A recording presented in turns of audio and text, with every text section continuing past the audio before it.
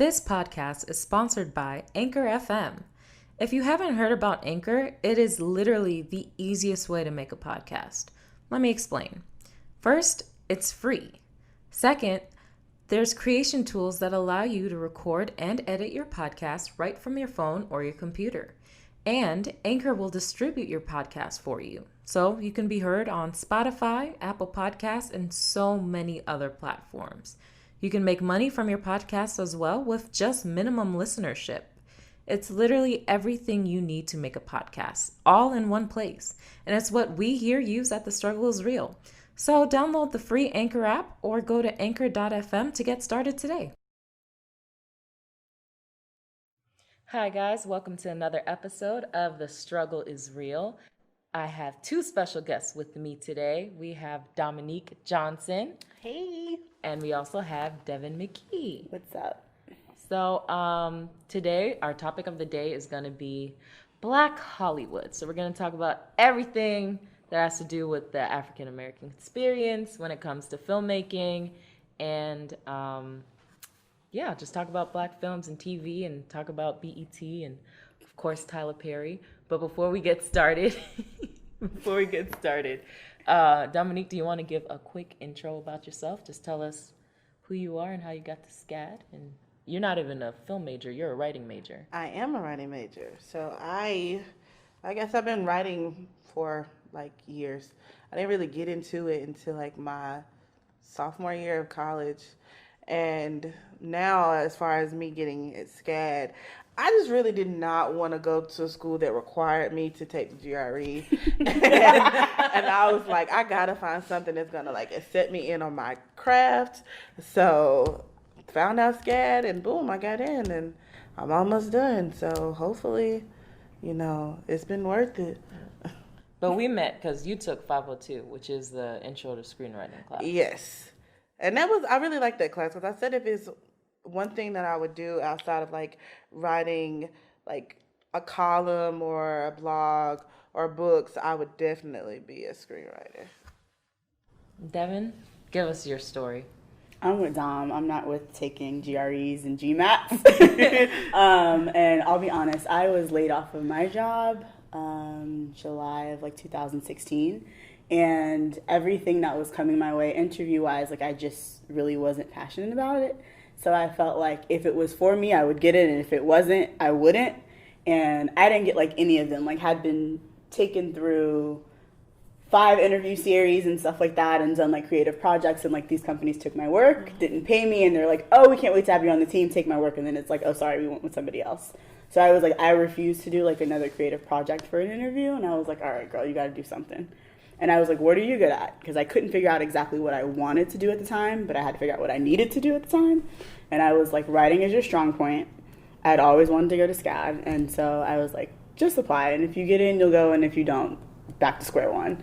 And I got in, and here I am. I started as a writing major. I just felt, sorry, Dom, that I wasn't being challenged in that program. It was too easy for me, and I wasn't really learning anything new. And my dad suggested that I take a screenwriting class for an elective. And you took Kenny's 502. And here we are. So she got converted. Yeah, I did. Technically, I'm still not a film major yet. I'm just waiting on those recommendation letters, but it'll happen. Everything else is done, though. All right. So, guys, what's your favorite Black-made movie? Oh, fuck. I don't know. Okay, I'm going to give you 2. Okay. I would say School Days by Spike Lee. Still haven't seen it. I actually haven't seen it either. And then I would say probably a strong, and I have to say 3, I'm sorry. So probably Love Jones and Love and Basketball. So I had a huge problem with Love and Basketball. I don't know why I couldn't get through it. What is it? Like, the issue. Oh, I don't know. I just remember when it first came out, I was watching it and I was like, this is not for me. I'm not liking this. And I turned it off, and I just never, every time I tried to start it back up again, I would just, no, I'd change the channel. I'd be like, It's okay. That's like me. Like, I'm sorry, y'all. I don't like The Wiz. It's not my cup of tea. That's my favorite. I mean, it's real extra. Like, it's cute for what it gives, but I'm not. I God. can't get into it. and I don't. I mean. Well, I'm I a love musical Michael person. Jackson, but I'm just not used to seeing him black. It's just kind of awkward. So, and he's so soft spoken. Like, I love his voice when he sings, but when he, it's a no for me. It's a no. It's a no for me. So your favorite black film is The Wiz? It's one of my favorites. Okay, so it's I absolutely adore it. I like musicals. I'm a musical You person. couldn't get through Love and Basketball, but you got through The Wiz. Yes. Okay. Don't. No judgment pass. you know. It's I cool. feel like judgment has been passed. Nope, it's okay. No. Oh Lord. All right, Devin, what's your favorite? Oh shit. It's not Love and Basketball. What is my Recently, favorite? I did enjoy Straight Outta Compton. I still haven't seen it. Really? No, it's really good, So yeah. I still good. haven't It's seen it. so good. It was just really nice. I went to a movie theater in Alabama, and of course, it was just all black people there. And like, it was the funniest thing because as soon as like songs would start up, like people would start rapping along. People like got up and started dancing, and I was like, It what was the like an hell? experience. It was an experience. Yeah. It was good though. It was fun. Ooh, don't judge me. When I was little, I loved Baps. What? Baps. What is that? Bitch, you don't know what Baps is? How the fuck do you not know what Baps is? I just want you to know all the black people in the room looked at me like, Judas. Baps with Halle Berry when she plays the most ratchet, most bitch ratchet ever. person She's ever. so ratchet. Hold on, I'm looking She it is up. so Baps, ratchet. Halle Berry. Come on, not Babadook. It stands for Black American Princesses. It's basically like her and her ghetto ass friend try to scam this old white guy out of his money. No, I've never seen And it. he knows that they were really scamming him, and then when he dies, he loves them and he like leaves them everything, and all of a sudden these two ghetto bitches end up with this big ass salon / fried chicken place Oh, in Martin Beverly Landau Hills. was in it. Okay. It's I've so ghetto, never seen but it. It's so ghetto. Oh, but it's so good. It's a cute movie. It's a guilty pleasure movie. Okay, I'll have to. That's probably mine. I'll have to. Wow, I've never seen it. It's okay. I didn't even know this movie It's a lot of like. existed I feel until like then. there's a thing about like if you're black and you haven't seen certain movies that like you're not black enough. Like I agree. You know how you say like Oh, that's I'm, with don't everything. judge me. I haven't seen School Days. Yeah. Girl, I ain't seen like Harlem Nights. That was my biggest fear going to HBCU. For those of you who don't know, that's a historically black college or university. I didn't watch any black movies. I had no like I didn't even know rap music like that. Like Me I was so terrified going to all black school. So what 'cause I did you was- listen to? Musicals and pop, You- soft yeah. rock. You're stranger than I think you are. You're so cute. I feel like me and Mahaya like one and the same though. Like I didn't really get into like I would say trap music and stuff like that until I got to undergrad. Yeah, Like like I I knew didn't get into that mainstream. till like my senior year. Like I wasn't really black until I started dating my girlfriend. It was like I got up there to ghetto ass Jacksonville, and it was just like Ratch City, and it was like be a black girl or die. So But I don't know. I I feel like it's like that with a lot of things. Like if you don't do this, like I can't braid. You can't braid, but you're not black. Like it's the same thing. can't braid either. No, I can yeah. twist. Girl, I can't even do that. I can braid my Barbie's hair, but I can't like grip your hair and like don't ask me, Do the can you- African grip. Yeah, like For those of you who don't know, I feel like I gotta explain a lot. The African grip is when you can take the hair and braid it from the root. Okay, of the I scalp. can't- I can and barely go do down. like a little doo-doo plait. Like when I put my hair in a bun and I'm trying to like roll it around. I'm like, Britt, can you braid my hair? She does a better plait than I do. And she like braids it for me. But yeah, I mean, I think there's this stereotype overall how black people are supposed to act. Like if you're considered black, like you should listen to this, you should eat this, you should read this, you should wear this, you should go here, you shouldn't go there. And I feel like they put so many limits on us, but it's just not who we are. How do you see that in film?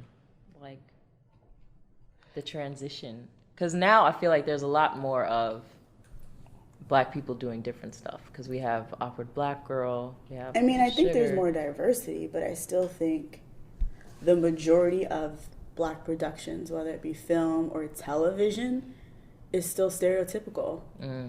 Like, I think it was Britt called me like 2 nights ago, and she was like, "Love and hip hop, something, something." Because I cut the cord a long time ago. So for those of you who don't know, that means you don't have cable. I cut the cord a long time ago. I stream everything.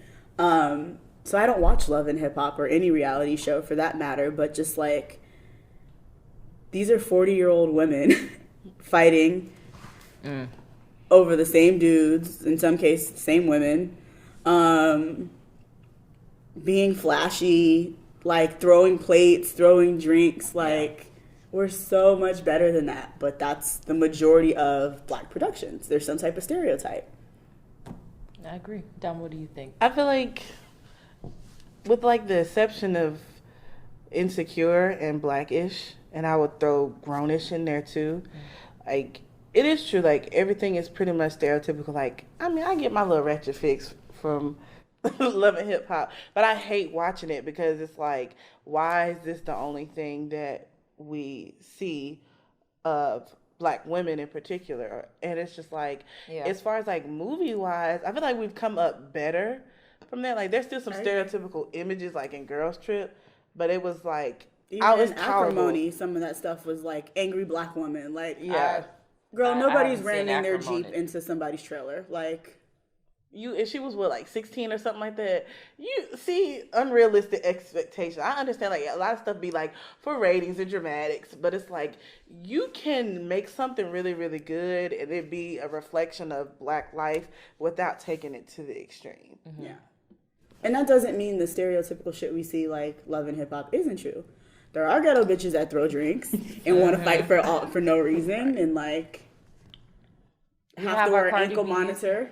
But we have our Cardi B's and we also have our Claire Huxtables. Yeah. Exactly. Which, by the way, was my favorite show. But America prefers to see us as a Cardi. What, the Cosby Show? The Cosby Show.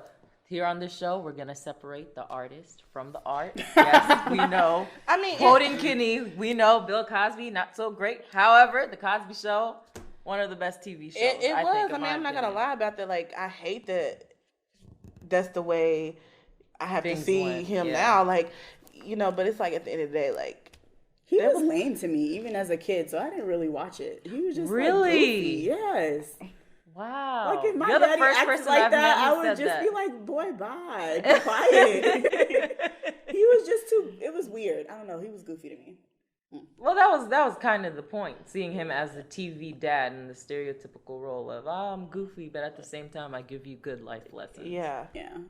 I feel like, I don't care. It's going to be hard to, like, separate him, like, the artist from the art. But that was, like, a really good representation of, like, what Black family life is mostly like. Especially the fact that he was a doctor and then she was a lawyer. Yeah. Like, that's a huge deal. I don't think people like understand that. And I think that's why, like, for me in particular, I'm so attached to Blackish because, you know, Dre is like I still haven't watched that. Like, I've seen certain clips. Yeah, I forgot what I think Dre is like an advertising exec. Yeah, and then Bo is a doctor. Yeah. And then is Bo Tracy? Yes. Okay. Yeah, like her name is Rainbow Johnson. Mm-hmm. Oh, that's cute. It's so cute. But like, I love Tracy. I feel like it's a good representation. It's in a funny way as well. And they address those topics of like police brutality and, you know, that thing of like your neighbor's like, oh, why are you staying in this neighborhood? Like, don't you want to stay somewhere else? Or, you know, so we need shows like that. That's a whole nother topic. I guess I have an issue. Like, I wrote this article the other day about the fact that like Black millennials didn't get like our Black teen drama that we deserve. The one about being like tired of white teen drama. Like I'm so tired of that because I'm like, I look at CW to be exact. Like they have all Riverdale. These shows like Riverdale. Like they have Riverdale and they have which is like one of my guilty pleasures. I love that show. What is that other show that come on, like The Flash and all of this other stuff? And I'm like, well, where is our show that we have? You know, I don't count. Technically, I guess you can go with Grownish, but still, it's more comedy. It's more sitcom than. And then it's like, I don't want to count like Moesha or 101 because it was more comedy based. But where's our Riverdale? Where's our Winter Hill? And I love Winter Hill, but I'm like, it was not enough Black people on that show. There's never enough. And that I think never enough. I think that was one of my issues with BET now, because I feel like they don't put the past few years BET has just not put out good programs, because if we want to see that, we should be making it ourselves. So why isn't BET putting out a black teen drama? Why don't we not have black cooking shows on BET? Why do we not have all these things that we want to see? Like, we want to see ourselves reflected on the screen. We literally have a platform, but no one's really doing anything with it. If I'm not mistaken, it's not even owned by black people anymore. And No, it's not. I always say that in any industry, whether it be fashion, whether it be beauty, whether it be music, whether it be movies, whatever, television, for us to be represented on screen enough and well and properly, that also takes place in the leadership. If we're not in the leadership, it's not going to happen. And I can't say that, oh, well, BET is not owned by black people, so we can't make great content for black people. That's not the case. But if there's a lack of diversity in leadership, there's going to be a lack of diversity on the show or on the network.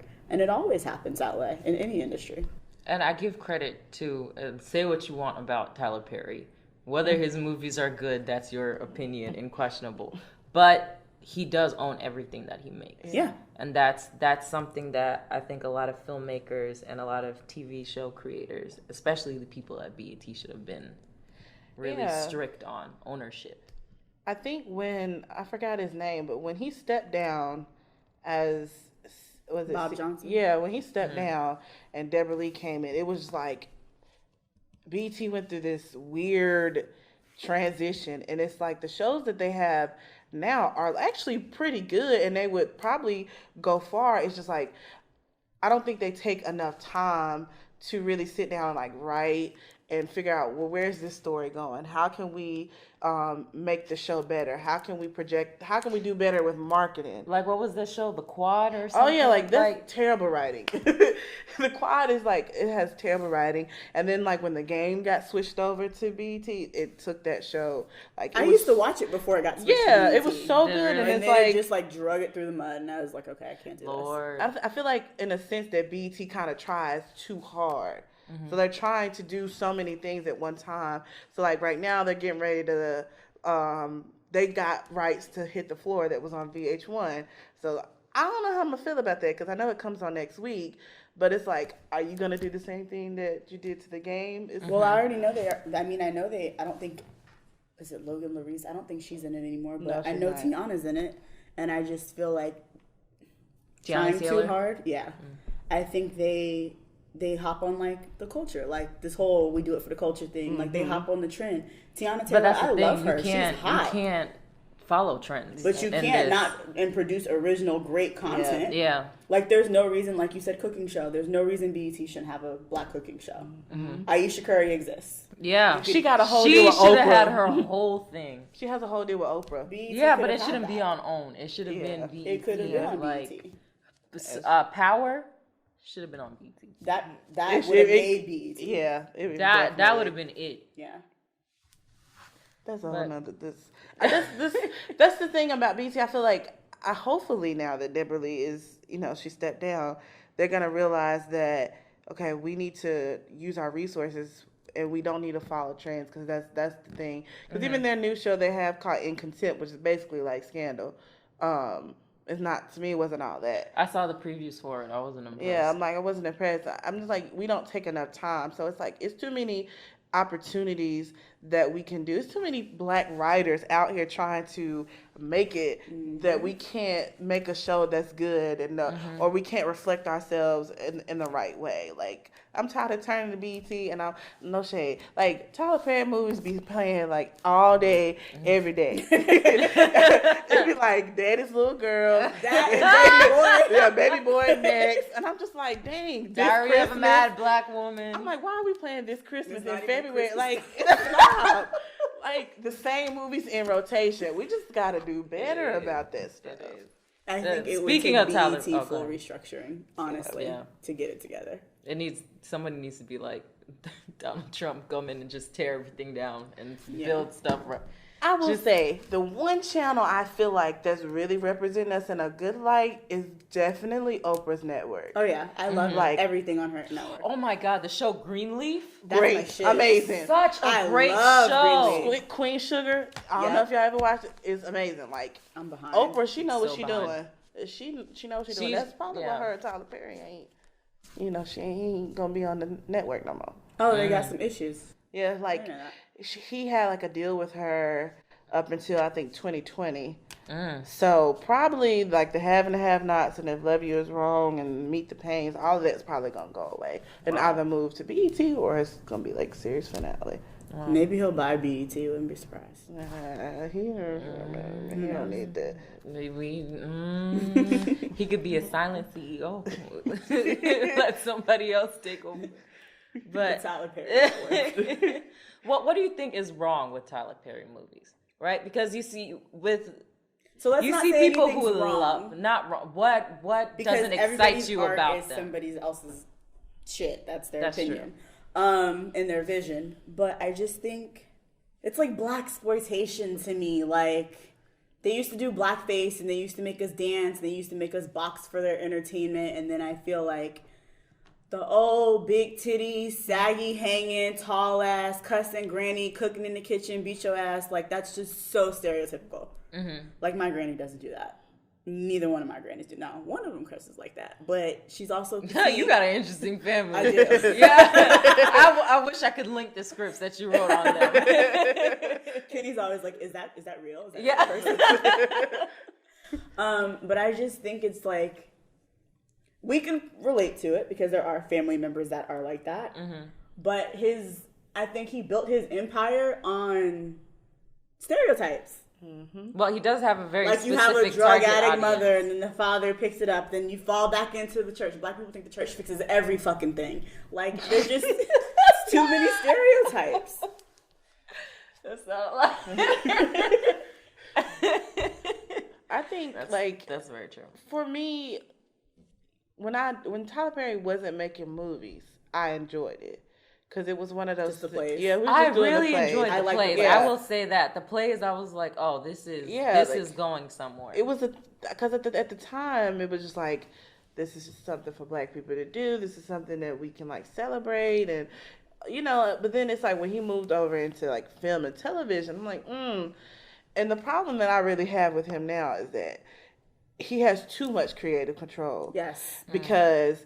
I watched The Have and the Have-Nots, and I've watched it from season 1, and I've watched If Loving You Is Wrong as well. His shows on and the thing is like I understand that these shows are supposed to be mocked as like soap operas, so there's a formula to it. But it's like the acting is bad, the formula is bad, the writing is just not good, and it's like if you want us to have like to really enjoy it, stop putting people in like stereotypical roles because like he got Tika Sumpter out here looking foolish, like she like a hoe in the show. Yeah, like she got her out here looking foolish, and but like he did that in one of the movies. I think Sanaa Lathan was doing that when she was like leaving her hardworking husband for some white man. Like it's just like real Black women about to walk away I from know their what you're hardworking talking husband about. for some rich white man at work. I know what you're talking It's about. what the family that prays. Yes. Cassie Bates. And I just feel like, go ahead and yes, you can have your empire, but it should be no reason why that you're so picky and selfish that you don't want nobody else writing your stuff. I will say that Acrimony is probably his best script in a while, but Acrimony wasn't that great. But it wasn't that see good. It wasn't.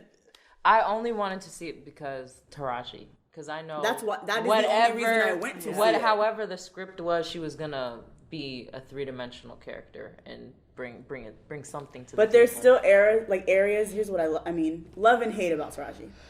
I call her Auntie. I love her, but Auntie is Auntie. Cookie is Cookie on Empire. Cookie is Cookie in Baby Boy. Cookie is Cookie at Points in Acrimony. Like Taraji is just Taraji. Right. And so it doesn't matter. I honestly don't think they're typecasting her instead of giving her different characters to play with? No, because I think honestly, if you watch all her different films or like her Empire, her television show, whatever, everybody's backstory is different.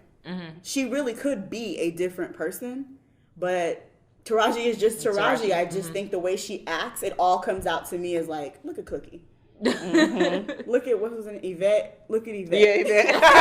Like it all comes out that way to me.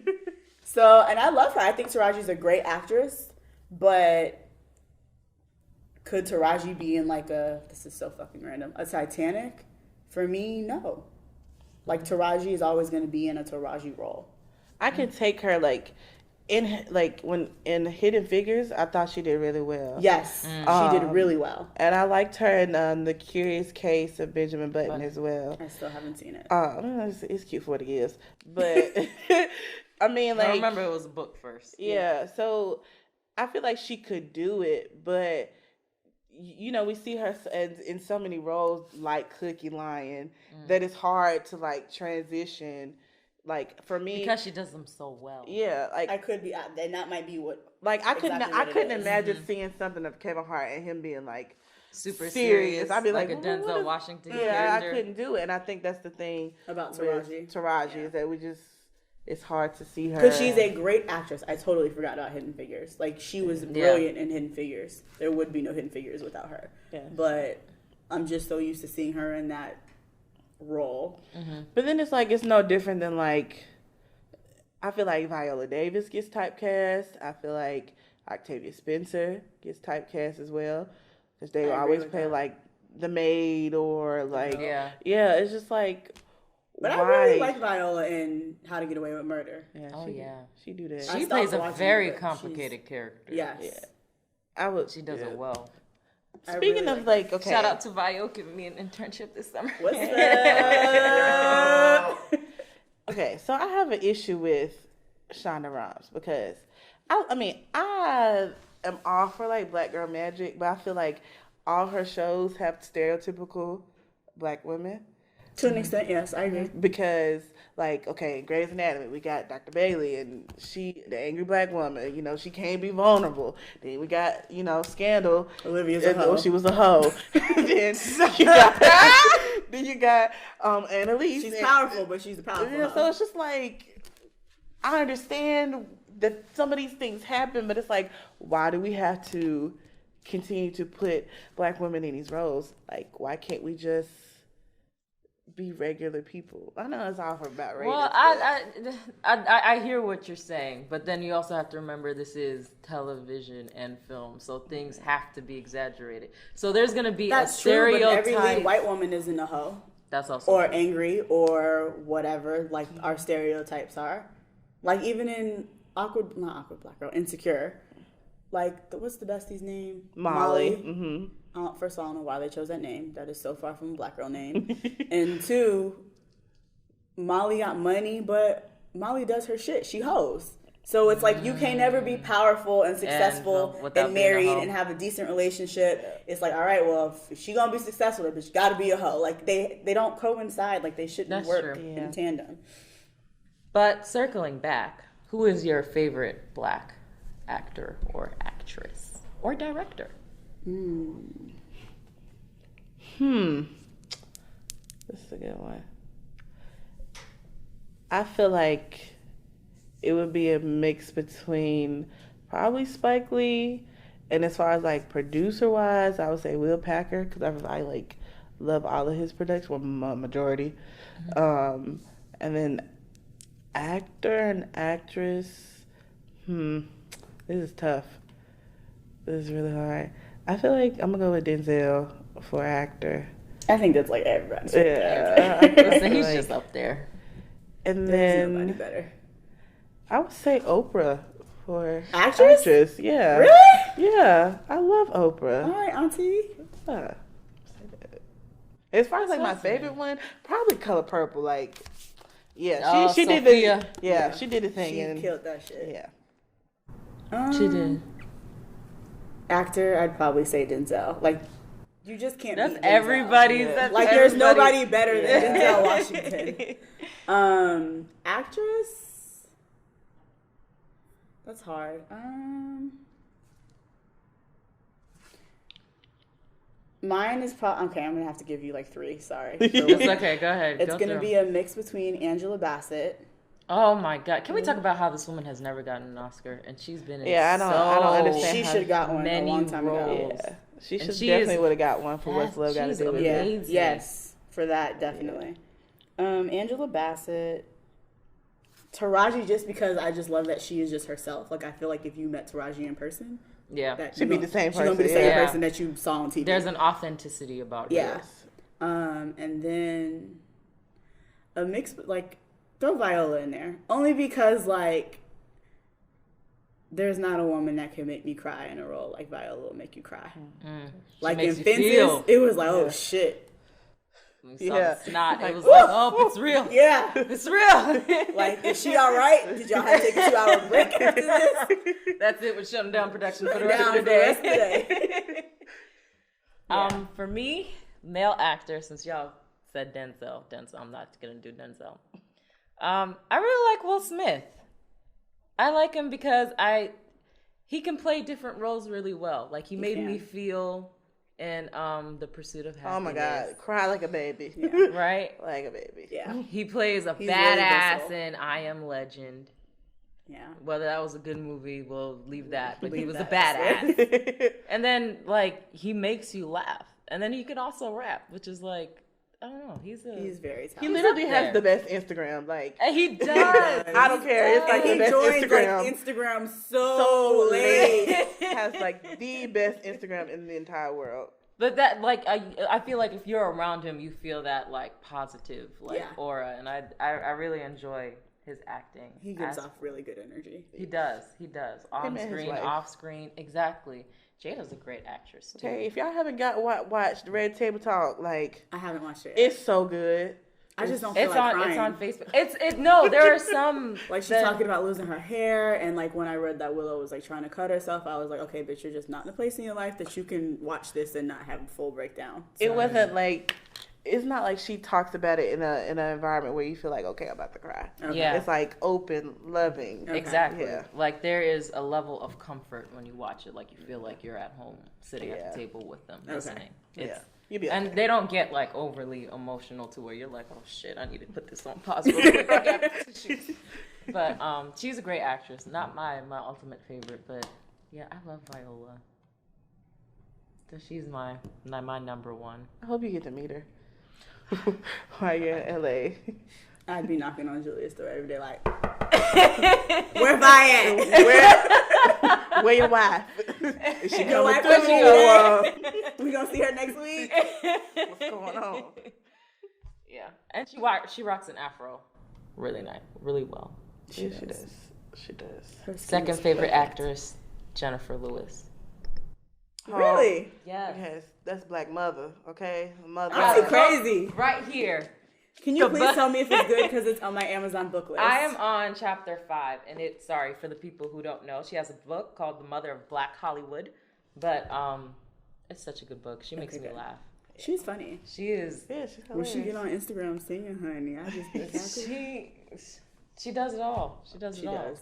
Broadway. She's probably my favorite actress because she's on Blackish. Like she makes the show. Between her and Lawrence Fishburne, like I feel like she's the type of person. She's the same person, like Taraji. You would meet her, she's gonna be the same person she is on. The thing is, I'm okay with that. It's weird. But I think she likes that. The way that she speaks in her book, she enjoys what she does. Yeah. Like she enjoys being the auntie character, or like she enjoys being the typecast. Yeah. If you find because she didn't even have to audition for Blackish. They asked for her. See, I'm trying to get to that level. Wait, so do you guys think Halle Berry or Zoe Saldana? Zoe Saldana. Oh, I said, oops. But, do you guys think they're good actresses or are they too like hyped? I think they're decent. Yeah, I think the last time I can't get with Zoe when that blackface Nina Simone shit. Like, yeah, they should have signed all the way off on that. You should have did that. That was a really frustrating one for me. Michaela, whatever her name is, with Chewing Gum, the British actress. Yeah. Oh my god, She's that so show was funny. so weird. I liked it. It's funny. Britt was but like, it's "Why the fuck are you so watching weird. this? Can you not?" It It's was so funny funny, though. It is so I funny. kept clicking the next episode It because I is was like, so funny. what the fuck is going on? Next episode, I'll find out. I don't know. It's like, it's weird, like, dry, quirky humor. I don't know. There's Yeah, really it's awkward ass awkward. people like Yeah. that. That's why it's so funny. Bro, she started sucking on the dude's nose. I was like, what Okay, the fuck? yeah, that was a what lot. the I mean, it has this moments where you be like, bruh. Okay. It's on Netflix, y'all. Check it out. And they got, I think, season 2 or 3. It's Is it only on season 2, yeah. It's 2, I I don't think. know. They if- got a new season coming out. soon. Oh, Hopefully. I know I'm that's ready. Hopefully. No, No they sucking left it off. at a cliffhanger and they said they were going to come Okay, back. thank God. Oh, sorry. Back to Ryan's question. You, Yeah, Zoe Saldana. and Hallie. Oh, from Hallie's great. Hallie's great. The role she's doing now, I'm questionable. yeah. I feel like they're on a steady decline. She could be doing better stuff. Hallie's great. I think what happened to Hallie, my opinion. Talk about it. Is- Clarify what. No, happened. I think. I'm not familiar with. No, I think what happened to Hallie's like career in general, and this is just my opinion, is for so long it was how gorgeous she was and how this, and she still is all of that, but pretty's only gonna take you so goddamn far. It's something wrong with her. Like, no shade. it's like, okay, she been married what 3 times? And think Yeah, so. she's been. yeah, married. so she's divorced now. Her children are beautiful. Yeah, beautiful. But it's like, I don't want to like say that something's wrong with her, but something is up under all of that, because it's like, you've been married 3 times, and then everybody else been saying like she crazy. Well, I think it's like that. To me, it reminds me of like J-Lo, like a J-Lo effect. Like, Yeah. name a famous person J-Lo has not dated publicly. And she probably won't get married again. Even though I love her and A-Rod together, but she probably won't get married again. Do you know she's the reason why we have Google image search? Really? Yes. I didn't know that. Well, Oh, 'cause of the dress. Yes. Yeah. So in 2001 or 2002, whichever, she was going to an award show with her boyfriend at the time, P. Diddy, and she wore like this really open, Yes, the infamous bustier Yes. dress. Like, it was scandalous back then. And the next day, or I guess the night of, people like kept typing in her name to look at the dress because it was such a hot topic that like Google had to come up with a Google image search so people could find that specific picture of her in that dress. I learned that from a TV show. I think like Bless you. Okay, thank you. I was trying to sneeze. you know, like I feel like the last good movie I saw Halle Berry in was Monsters Ball. And that came out in the early 2000s. No, it's really, really That's good. the one where Diddy's her husband, right? Yeah, And it's he's on death really, row. really good. I started it. I don't think I've ever finished it. That's what won her an Oscar. Yeah, but even in that, she was butt ass naked fucking an old white man. Like, there goes the stereotypes. You had to do that to win an Oscar. Yeah, but it's so good, y'all. It's so good. And then Zoe, man, I ain't never think she was all that. No. Honestly, I mean, ever since she was in Drumline, I couldn't Zoe? take her Oh, serious. So, I was like, she all right, you know. But I feel, I'm okay. I feel like the best movie I've ever seen Zoe in is Colombiana. I did enjoy that movie. I don't think I saw it. I thought you were about to say Avatar. No, I hate Avatar. Can't stand it. You hated Avatar? Yeah, I don't like it. I couldn't get liked into it. it. And I just feel like the fact that it grossed more money than Titanic, it just blows my mind. I think it was just like we were entering like a new era in film, like all the tech and like the visuals, and I think that's honestly it. The storyline, no ma'am. I think it was the visual It's stuff. Pocahontas pretty much. James Cameron wrote Pocahontas and named it Avatar. He did.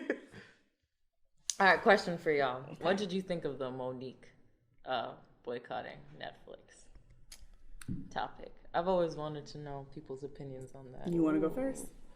Okay. So I think that her argument is valid. Agreed. Very much so. But at the same time, one, I don't think that Monique went about it the right way. Agreed. And I also agree. And then now I feel like she's just kind of taking it too far. especially like whatever issue she got going on with Lee Daniels or whatever she got going on with Oprah and Tyler Perry. It's like, sis, I don't know. You're the common denominator, first of all. Yeah, it's just like, what she said earlier, keep it sis. I'm just like, I don't know, like, and the thing is, I enjoy Monique. I've always enjoyed her, but I feel like there's this air about her that I can't get with, that I was just like, I don't want to necessarily like not support her in this situation, but I don't want to help her either. I think the thing for me is she kind of fell off the relevancy charts, and even though yes, she is a legend, when you fall off like that, you gotta come back and still prove yourself. You know what I mean? Like, you not start from the ground up, but you have to still prove to people that you got it. Yeah, she ain't really been doing anything since. And what she should have done, I think, was just record her own comedy show herself. Were you trying to say something? Oh, sorry. It was like record her own comedy show herself and just shopped it around and sold it herself. I think she would have made more with that. Sis, keep it. Right. In the words of Dominique. I just feel like, okay, Auntie, you are a legend, queen of comedy. She is funny as shit. Have you guys watched that Netflix special where she did it in the prison for those women? Mm-mm. You guys have to watch it. It is so funny. And she went to a prison. She dressed up her orange jumpsuit, and they had them all out like on the lawn or the yard or whatever, and she did a show for them. Oh wow! And she sat down before she sat down with some of them. Like, some of it will have you in tears, and talk to them about why they're here, how long are they here. Like, some of them have lifetime sentences. That was one of the things I appreciated about her, because she was really a lot about like reforming the black woman. Like, no, she women is. that are like, she's. I don't think broken. she's a bad person. I think, like Dom said, you were irrelevant for a while. I don't know, like, what you did. You had kids, got married, whatever. It's none of our business, but she is a legend. There is that gender gap in pay. Because Dave Chappelle getting a shit ton of money to be on Netflix. Yeah. Chris Rock has been on there. Trevor Noah has been on there. I think, like, everybody has. So I know they're all getting a lot of money, and I see why. What did they offer her, like $500,000? Yeah. Okay, to me, that's a slap in the face for Monique. I agree with that. Mm-hmm. The other part of that is, sis, Netflix ain't do nothing to me, so I'm not right. Netflix. Because you feel like you're not getting paid, and like Lunel, and if we're gonna be honest, the screenplay I wrote about my two aunts, I want Lunel to be one and Monique to be the other. Like, that is my dream. Auntie, if you listen to, hey, call me. That is my dream. But like, Lunel was like, shit, sis, like, Netflix, I'll take $200,000. Like, you don't even have to pay me $500,000. If you don't want what they're putting on the table, push that shit to the side and let somebody else eat. Because you're complaining and you want us all to boycott, but they did Wanda Sykes. Wanda Sykes was like, well, shit, they didn't even offer me that. But we didn't know until Monique said something like, why is your business all out in the streets when it doesn't have to be? Negotiate. If it's not what you want, walk away. But to be like, boycott Netflix, beloved, and all that other shit, like, Netflix is what I watch every night. So, sis, you on your own with My only thing is, I don't work for Netflix or nothing like that, but if it's one platform that's definitely pushing people of color, it is Netflix. Like, I go and I see so many different shows. Like, the show On My Block, I don't know if you guys watched it, it's so That's good. on my Like, list. it's definitely, It's it's all about people of color. So it's just like, they are trying to push the envelope. So I don't know why she felt like, well, can we not, like, renegotiate? Can we not, like, work it out? Now, I will say, me personally, I would be mad if Amy Schumer got paid more than me, because she's not funny. I agree with that. No, I don't find her funny at all. I don't either, but we Ryan's still have to gas. understand, like, everybody has their time. Yeah. Monique's time is not now. She had a time, Right. but there was no Netflix. Like, it should be It's no Amy's reason time. why. It should be no reason why, like, because I don't know if she had an issue with Tiffany Haddish, but I'm like, Tiffany Haddish is hot right now. Like, of course they're going to be like, oh, yeah, we're going to try to give her more money than Monique. And I totally get it. You're a legend. But it's like, again. And Monique screwed herself with this shit. I think so. Yeah, She screwed herself. What she should have done is that pop-up show that you're talking about, she should have shopped that around so they could see how well she was doing. Well, it's People on. still Well, I loved don't know her. now after all this if it's still on Netflix, but it was on Netflix. It's an older show. She did it a while ago. Oh, okay. A few years ago. But that's what I'm saying. Like, she should have bought that again. Like, done it relevancy just to show them, hey, people still love me, so you better give me these coins. Like, and done that. I think, but you screwed yourself because you were unhappy with the deal. Like, Wanda Sykes said they didn't. I think they offered Wanda Sykes like $200,000.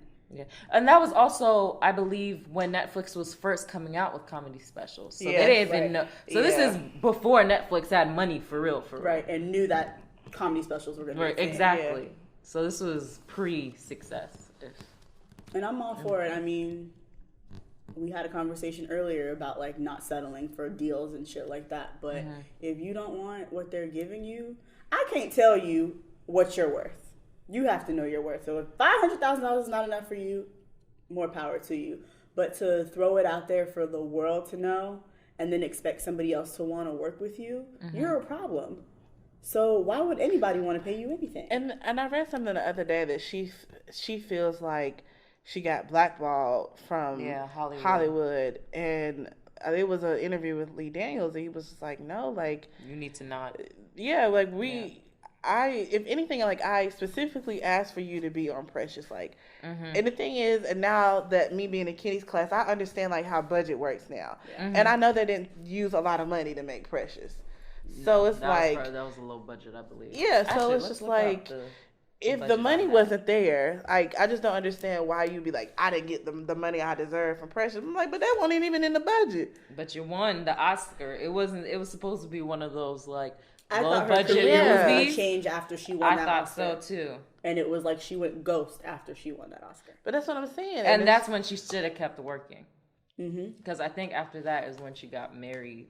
Yeah. And then she kind of just slipped into the back. Okay, but the T, supposedly, don't know if it's true. I've heard that her husband is her manager. Yes. And that he does all her, like, he talks for her. He does. Well, he was. Homeboy. I won't say he talks for her, but they do a lot of joint things together. Because I was listening to the budget on everybody Precious doesn't want was to work $10 with million. you and your partner. And sometimes, boo, you're going to have to sit this one out because I really have to go get this check.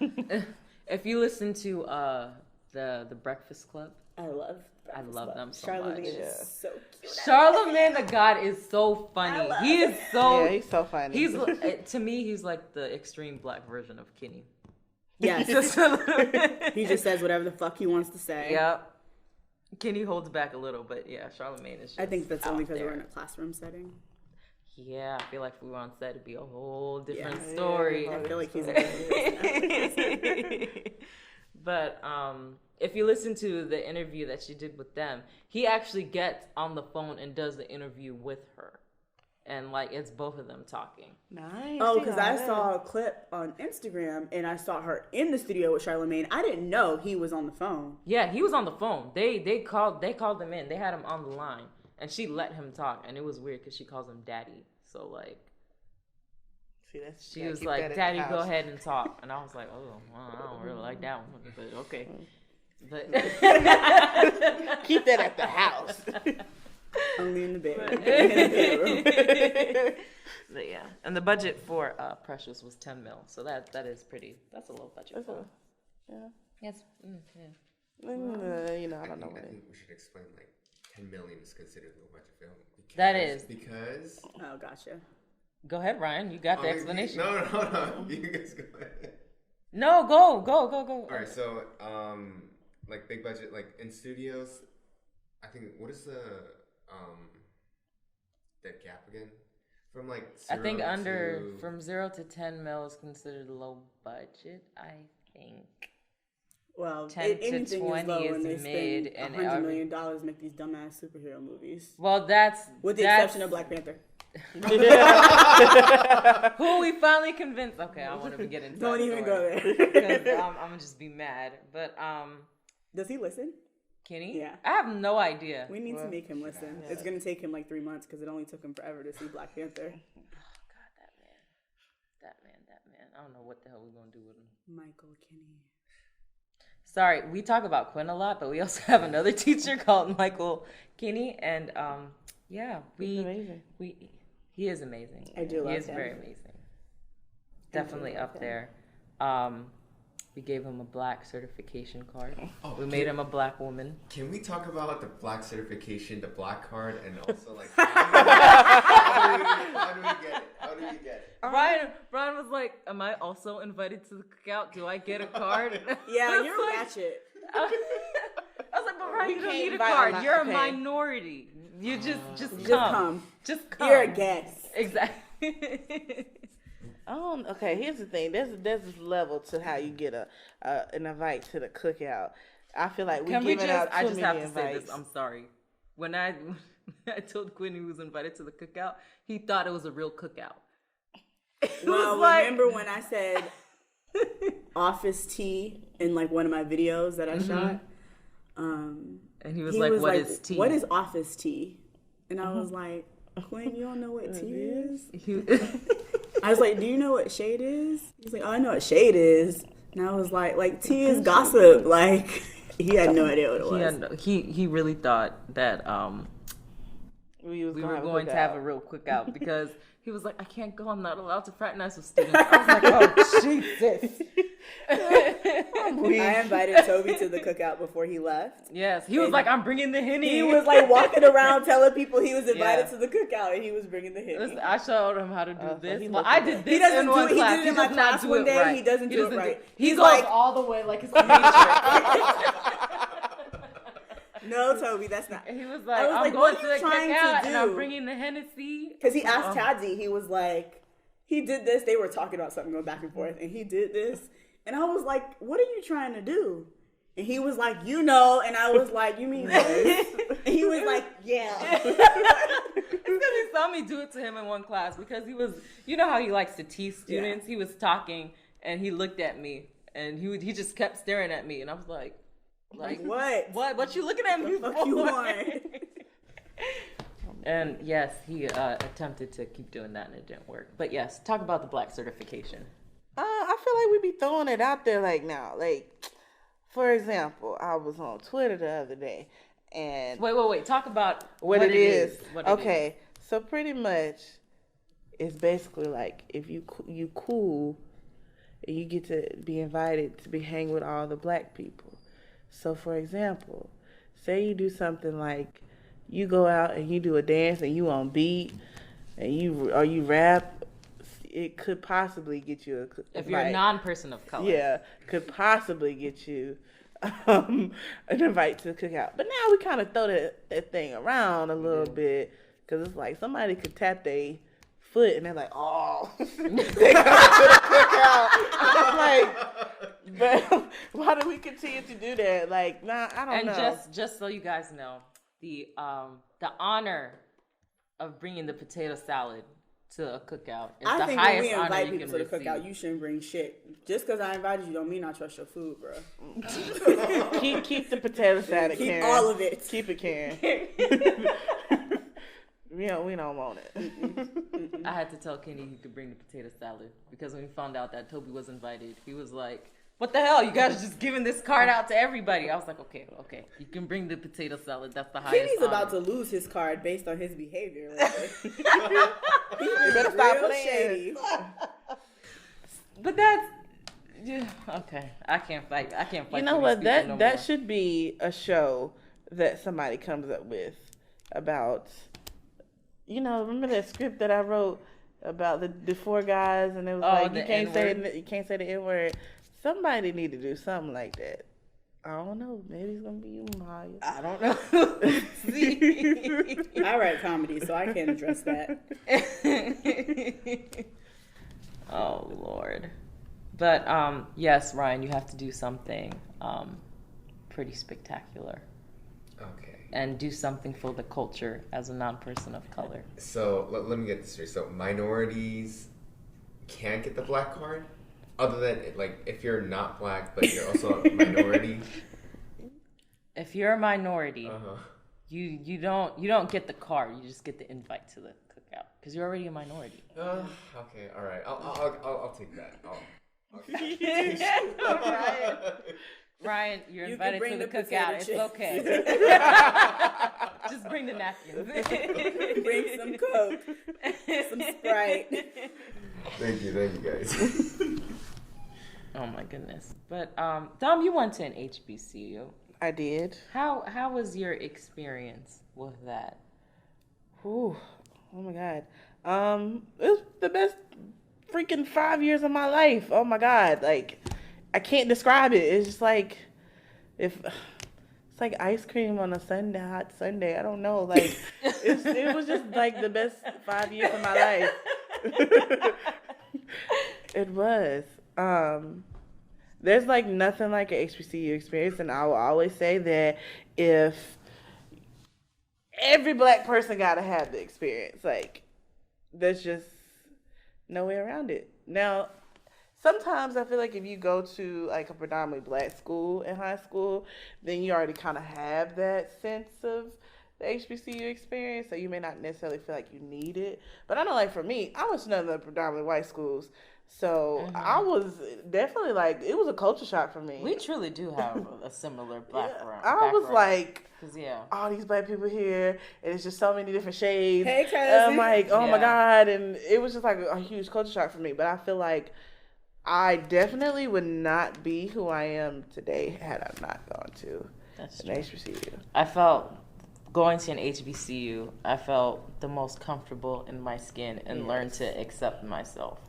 And see, this is why now I don't feel like somebody has to question my level of blackness. Yeah. Because before I felt like, you over here listening to like Christina Aguilera and NSYNC, and they looking at you like you crazy, you ain't watched all these black movies, and it's like there's so many other people that who ain't seen the same thing. I turned on Bon Jovi once, and people looked at me like I lost my goddamn mind. It's like, I don't know. It's just like, so everybody got to try it. That's all I'm gonna say. I think so too. I think being surrounded by people who are the same color as you but different shades. I think because I kind of grew up in Haiti, and I felt the most at home when I was in Haiti because everybody looked like me. It gave me that sense of like, oh, I am home. I'm comfortable being around people of my own color and stuff like that. It was a very interesting experience. You will meet so many different people. You be like, okay, so you got the black nerd that plays video games. Then you got the black girl that does hair. Then you got the black girl who just is so studious. It's just so many different types of black people. I was just like, oh my God, I didn't realize these existed. Yeah. These. No, seriously, because like, especially when you go to like predominantly white schools, like I just feel like a lot of people just kind of fall into stereotypes, especially if there's only like a couple of black people there. So like being surrounded by like the black nerd, that was different because I was like, we have those. Okay, Like, look, I was like super into video games in high school, and then it was like me and this white guy were real close. I'm like, this is the only person I feel like I can have a conversation with. Then I get to undergrad, and I was like, oh yeah, I really love Kingdom Hearts. And then my line brother, he wasn't my line brother at the time, but he tells me, I love Kingdom Hearts. And I was like, oh my God, it's a black guy who likes the same things as me. I'm just like, oh my God. Like that, I felt the same way, except it was with musicals. I love Phantom of the Opera. Me too. My favorite. Oh my God, Dominique. My favorite musical of all time. Yeah, and I was like, Opera, but like, I didn't tell anybody that I like musicals. I was just walking through the hallways, and then some girl just started singing Phantom of the Opera, like just randomly, and I looked at her and I was like, oh, I love you. Like, I felt like I belonged. But anyway, we're gonna wrap this up. I was just curious to know what your HBCU experience was like. But the last thing I wanted to ask you guys was, what kind of TV or films would you like to see produced in the next couple of years? Or what TV or films would you like to produce? When I reach a moment in my life, when I'm mentally and emotionally okay to do it, I do want to address like black suicide. I don't think we talk about black mental health enough. Like I feel like now there's like this wave and this like push to kind of, sort of talk about it. Yeah. But It's still a very sensitive Yeah, topic, like, 'cause it people are like, happens. do we talk about it? Yeah. like, Black mental health issues are real, just like in any other race, but you can't pray away depression. And you can't pray away stress. And I just think it's a discussion that needs to be had. And there needs to be stuff. I think our culture and like our people were so inspired by our art being like our music and our fashion and watching people dance and our movies and television. And I just think that we need to see it somewhere for a little Black gay girl to understand that somebody else has gone through this shit too. Or for an older Black man in his 50s to know that somebody else is as stressed as you and you don't have to be tough. You can go talk to somebody about it. Or for a little Black girl who was raped and doesn't know what to do, you don't have to turn to drugs. You can talk to somebody about it. Right. So I think those things need to be seen so we know we can start having healthy conversations about it. And we don't have to hide everything. I think as Black people, we're taught what happens in my house stays in my house. You don't talk to anybody and you just pray about it. And turn to Jesus. Yeah, that shit doesn't completely work. Like, you can't pray but not work on getting better. We have to do both. So those are the types of things that I want to see happen for us, because I think we need that. We're at a time where we need that. I think Black shootings and like we're being killed at an alarming rate, which is nothing new. We know that. But I don't think people realize how traumatizing that shit is to see somebody's last moments on this earth on your phone. Yeah. And then to go to class like nothing ever happened. Or to go to work and act like you don't have a 15-year-old son you're concerned about that could be killed and it put on Instagram. Like, I just think those are things that we need to discuss. Like, as a community, I feel like Black people just need a big-ass therapy session. Yeah. We don't talk about anything and everything's a fucking secret, and that's not okay.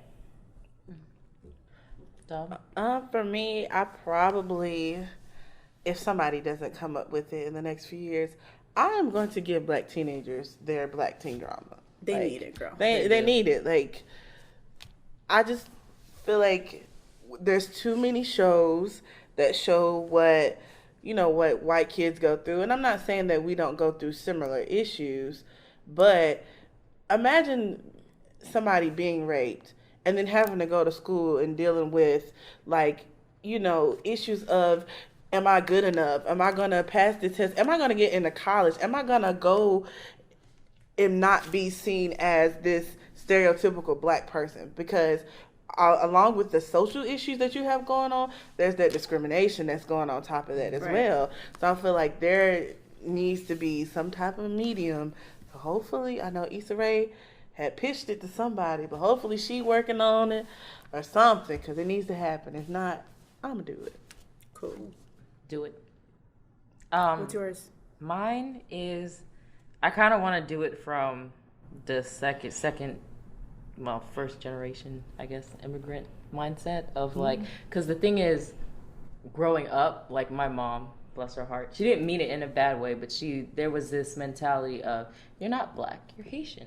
So like when it came to like standardized testing, when they asked what your race is, I would check other, because I'm like, oh, I'm not Black. My mom said I'm not Black, so Haitian it is. But like, you have this, because there's this mentality that like there's not, for some Caribbean people, like there's not a high enough standard for Black Americans.